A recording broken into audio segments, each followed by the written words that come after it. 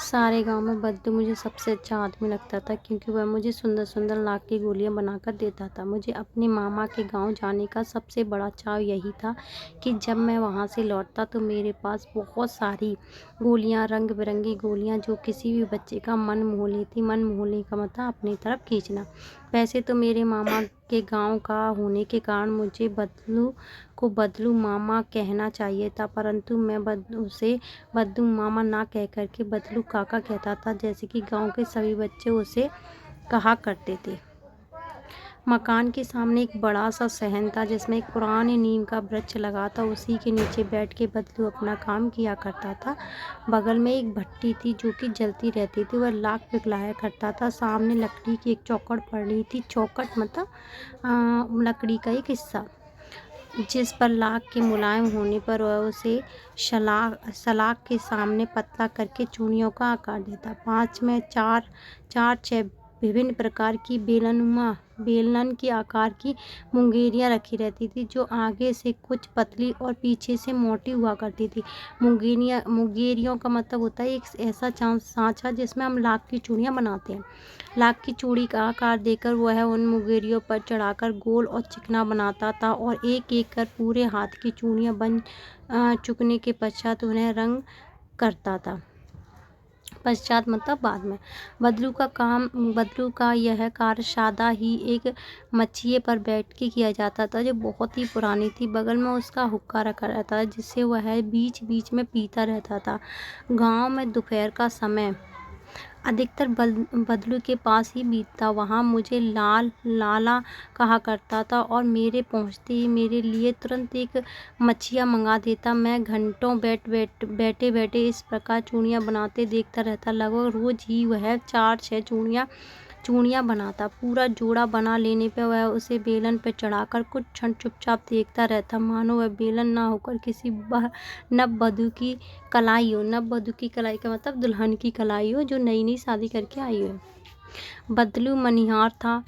चूड़ियाँ बनाना उसका पैतृक यानी कि पापा ने जो काम किया है वही पेशा था। पेशा मतलब काम।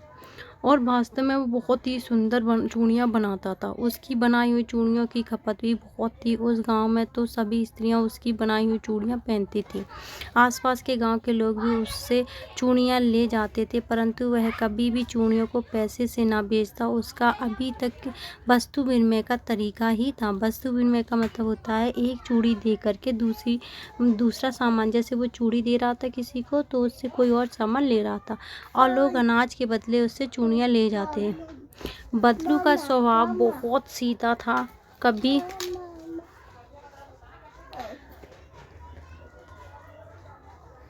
बदलू का स्वभाव बहुत ही सीधा था। मैंने कभी उसे किसी से झगड़ते हुए नहीं देखा। हाँ, शादी विवाह के अवसर पर वह अवश्य जिद पकड़ जाता। जीवन भर चाहे कोई उससे मुफ्त चूड़ियाँ ले जाए, परंतु विवाह के अवसर पर वह सारी कसर निकाल लेता। आखिर सुहाग के जोड़े का महत्व ही और होता। मुझे याद है मेरे मामा के यहाँ किसी लड़की के ब्याह पर जरा सी किसी बात पर बिगड़ गया था और फिर उसको मनाने में लोह लग गए थे। ब्याह में इसी जोड़े का मूल्य इतना बढ़ जाता है कि उसके लिए उसकी घरवाली को सारे वस्त्र मिलते, ढेर सारा अनाज मिलता, उसको अपने लिए पगड़ी मिलती और जो रुपए जो मिलते सो अलग। मतलब ये चूड़ियों के बदले इतना सारा सामान बदलू के मामा को मिलता था। यदि संसार में बदलू को किसी बात से चिढ़ है तो वह थी कांच की चूड़ियाँ।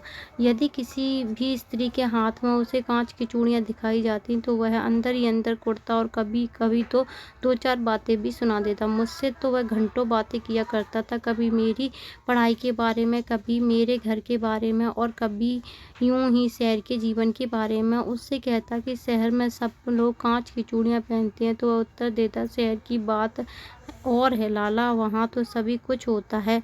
वहाँ तो औरतें अपने मर्द का हाथ पकड़कर सड़कों पर घूमती हैं और फिर उनकी कलाइयाँ नाजुक होती हैं। ना लाख की चूड़ियाँ पहने तो मूंछ ना आ जाए।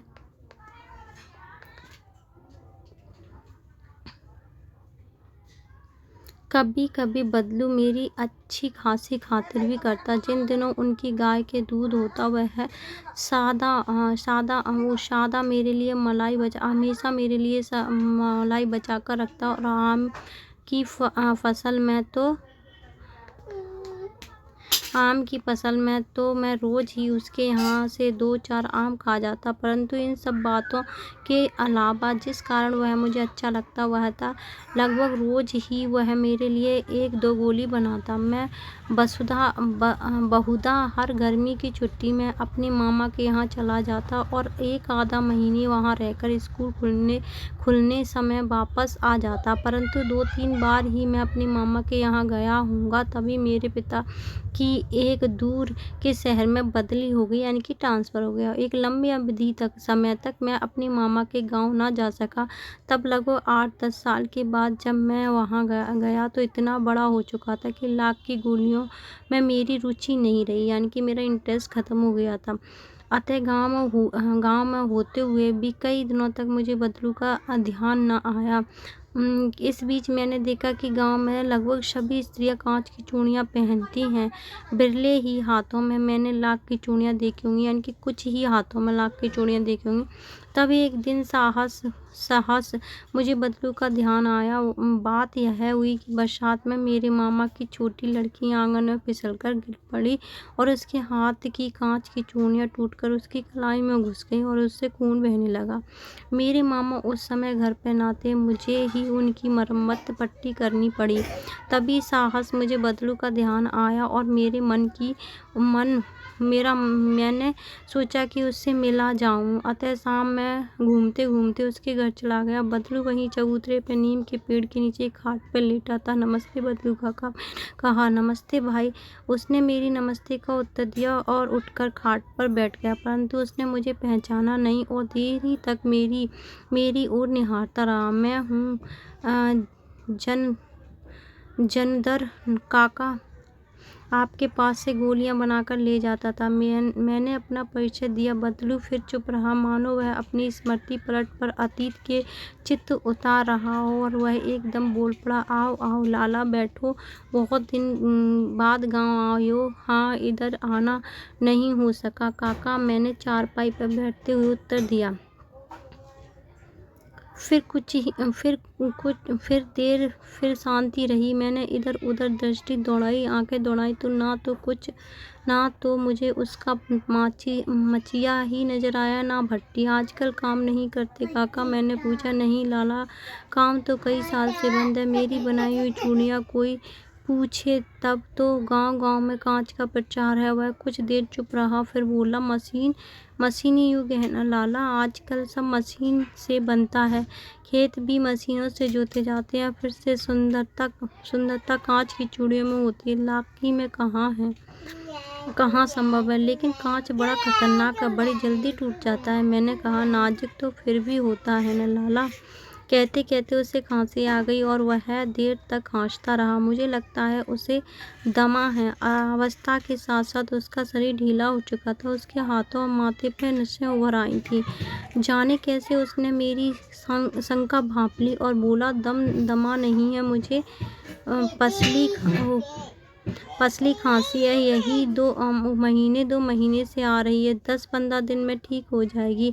मैं चुप रहा। मुझे लगा उसके अंदर कोई बड़ी व्यथा छिपी है। मैं देर तक सोचता रहा कि मशीन युग ने कितने हाथ काट दिए। कुछ देर फिर शांति रही, जो मुझे अच्छी नहीं लगी। आम की फसल अब कैसी है काका? कुछ देर पश्चात मैंने बात का विषय बदलते हुए पूछा।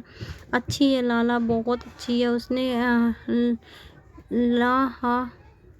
लहकाकर उत्तर दिया और अंदर अपनी बेटी को आवाज़ दी, अरे रज्जू लाला के लिए आम ले आओ। फिर मेरी ओर मुखातिब होते हुए बोला, माफ़ करना लाला, आम खिलाना भूल गया था। नहीं काका, आज तो इस साल बहुत खाए हैं। वाह, बिना आम खिलाए कैसे जाने दूंगा तुमको।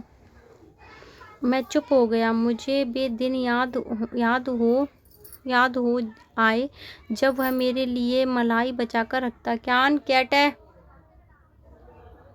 गाय तो अच्छी है ना काका, मैंने पूछा। गाय कहाँ है लाला, 2 साल हुए बेच दी। कहाँ से खिलाता? इतने में रज्जू उसकी बेटी अंदर से डलिया में से ढेर सारे आम ले आई। यह तो बहुत है काका, इतने सारे कहाँ खा पाऊंगा। मैंने वाह वाह हाँ हंस पड़ा शहरी।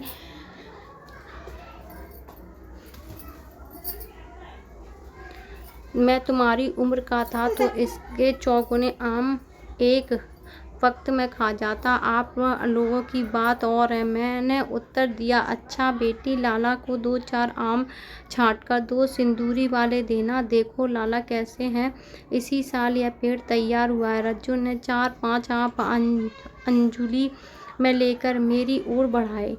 आम लेने के लिए मैंने हाथ बढ़ाया तो मेरी निगाह एक क्षण के लिए उसके हाथों पर ठिठक गई। गोरी गोरी कलाई पर लाख की चूड़ियाँ बहुत फब रही थी। उन्हें मेरी दृष्टि देख ली और बोल पड़ा, यही आखिरी जोड़ा बनाया। जमींदार साहब की बेटी के ब्याह पर 10 आने पैसे मुझको दे रहे थे। मैंने जोड़ा नहीं दिया, कहा से ले आओ। मैंने आम ले लिए और खाकर थोड़ी देर पश्चात चला आया। मुझे प्रसन्नता हुई कि बदलू ने हार कर भी हार नहीं मानी। उसका व्यक्तित्व तो कांच की चूड़ियों जैसा न था, उसकी असली से टूट जाए।